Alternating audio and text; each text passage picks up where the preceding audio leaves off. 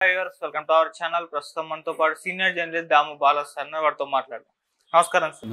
Sir, వైసీపీలో ప్రక్షాళన మొదలు పెట్టేశారు జగన్మోహన్ రెడ్డి గారు. 12 జిల్లాల అధ్యక్షుల్ని మార్చబోతున్నారని చెప్పేసి కూడా వార్తలు అయితే వస్తున్నాయి. అంటే ఇప్పుడు ఆయన ప్లాన్ ఏంటి, పార్టీని ఏ విధంగా నిలబెట్టబోతున్నారు, మరి ప్రక్షాళన వల్ల ఏదైనా ఇంపాక్ట్ చూపించే అవకాశం ఉందంటారా సార్? తప్పదు. ఇప్పుడు జగన్ గతంలో ఏం చేశాడు, ట్రెడిషనల్గా పవర్ సెంటర్స్ ఎక్కడ ఎవరెవరికి ఉంటారో వాళ్ళని పక్కన పెట్టేశాడు. అంటే రెడ్డి బ్యాచ్ కావచ్చు, ఇతర పవర్ సెంటర్స్ ఉంటారు కదా, బలమైన నాయకులు, వాళ్ళని పక్కన పెట్టి తను సోషల్ ఇంజనీరింగ్ పేరుతో దాదాపు 80 మందికి అతను కొత్తగా ఇవ్వడం, జంబ్లింగ్ పద్ధతులు, ఎమ్మెల్యేలని ఎంపీలుగా, ఎంపీలని ఎమ్మెల్యేలుగా మార్చడం, ఒకరిని అటు పంపించడం, ఇంకొకరిని ఇటు పంపించడం, ఈ మెథడ్స్ అంతా చేశారు.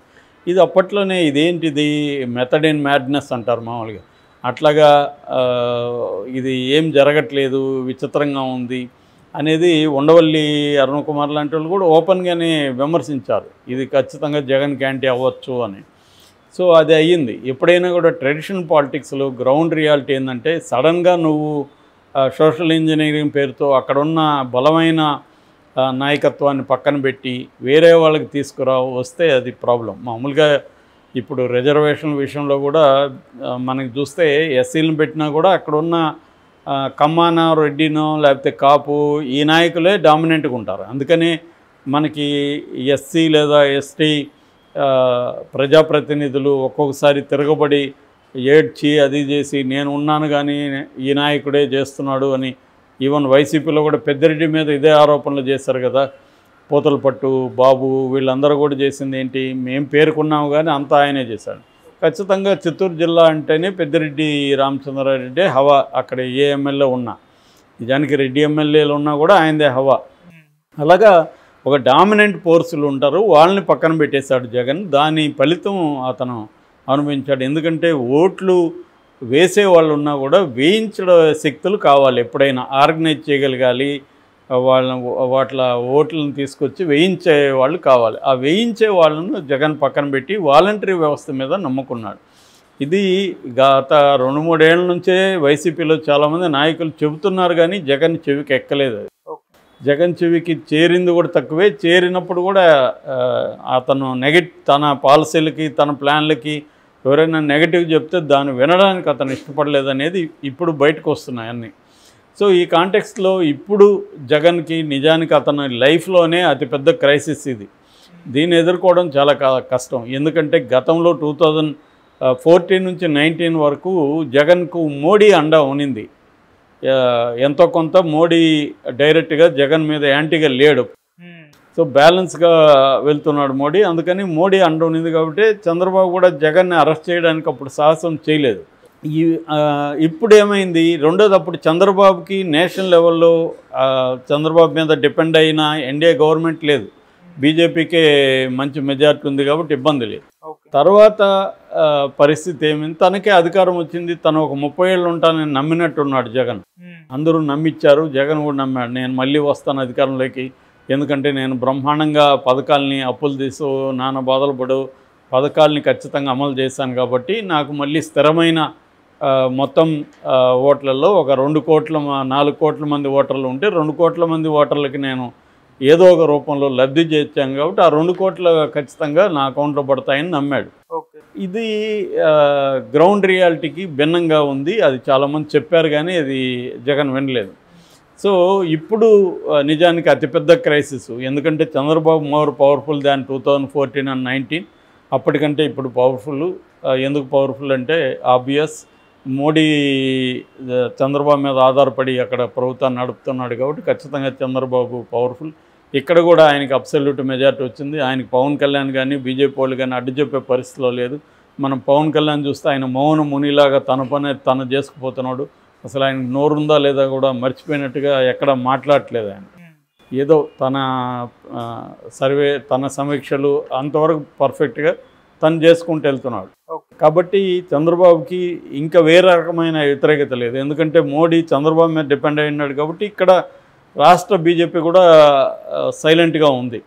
సో ఈ కాంటెక్స్ట్లో చంద్రబాబుని ఎదుర్కోవాలంటే జగన్కి చాలా చాలా కష్టం. ఇప్పుడు అతను ముందున్న కర్తవ్యం ఒకటేమో మోడీతో మంచిగా ఉండడం, రెండోదేమో ఇక్కడ పార్టీ నాయకుల మీద మల్టీఫోల్డ్ దాడులు జరుగుతున్నాయి. ఒకటి అరెస్టులు చేయడం, పెద్ద నాయకుల్ని జైళ్ళల్లో పెట్టడం, ఆల్రెడీ అది స్టార్ట్ అయింది. మోహిత్ రెడ్డిని కేసులు పెట్టారు, తర్వాత నాగార్జున యాదవ్ మీద పెట్టారు, ఇప్పుడు వల్లభనేని వంశీని వెతుకుతున్నారు, ఆల్రెడీ లేలా పిరెడ్ లాంటి వాళ్ళ మీద కేసులు పెడుతున్నారు. ఇలాగా రకరకాల కేసులు తీసుకురావడం.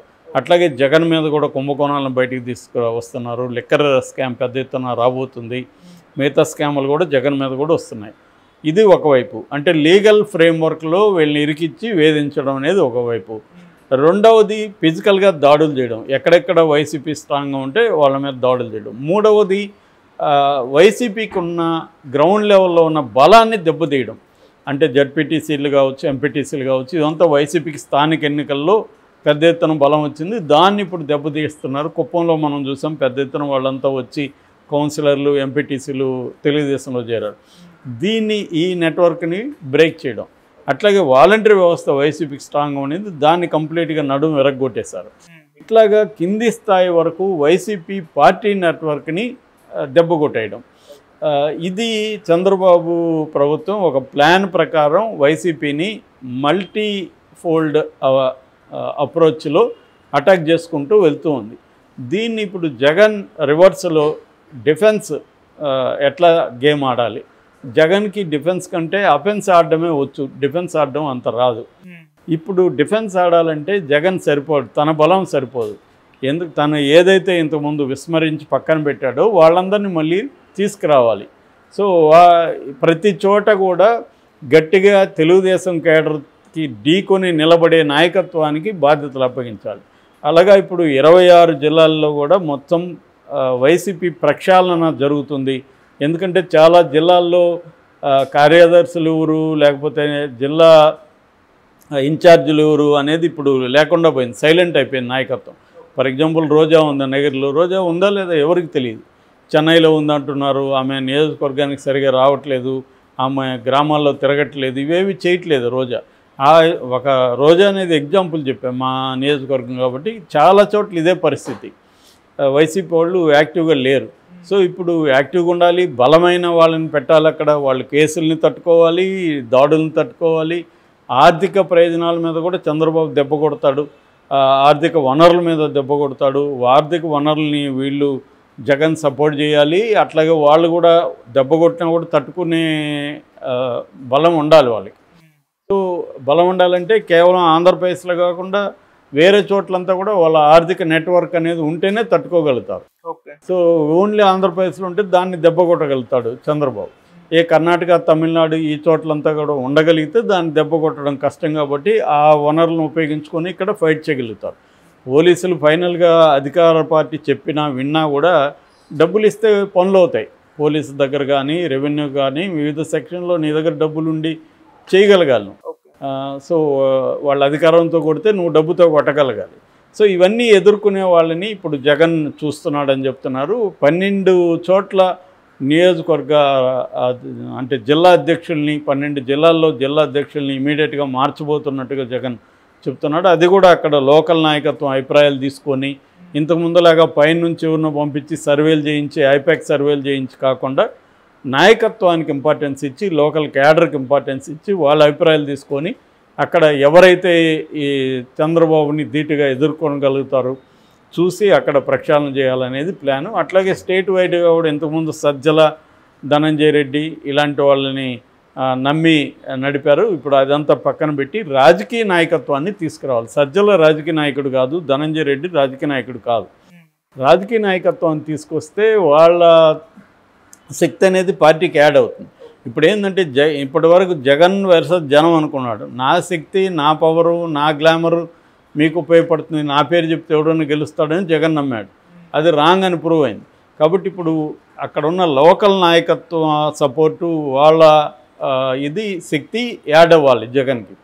అలాంటి ఒక నెట్వర్క్ని ఇప్పుడు జగన్ ప్లాన్ చేస్తున్నాడు. అది మంచిదే, కరెక్టే. అది కాకపోతే అది ఎంతవరకు జగన్ సక్సెస్ అవ్వగలుగుతాడు అనే దాని మీద డిపెండ్ అయింది జగన్ సర్వైవల్. ఇవన్నీ చేయాలంటే జగన్ బయట ఉండాలి ఫస్ట్. అందుకనే ఫస్ట్ ఫార్మోస్ట్ కర్తవ్యం వచ్చి జగన్ జైలుకు పోకుండా చూసుకోవడం. సెకండరీ వచ్చి పార్టీని బలోపేతం చేయడం. ఈ బలోపేతం చేసే దిశ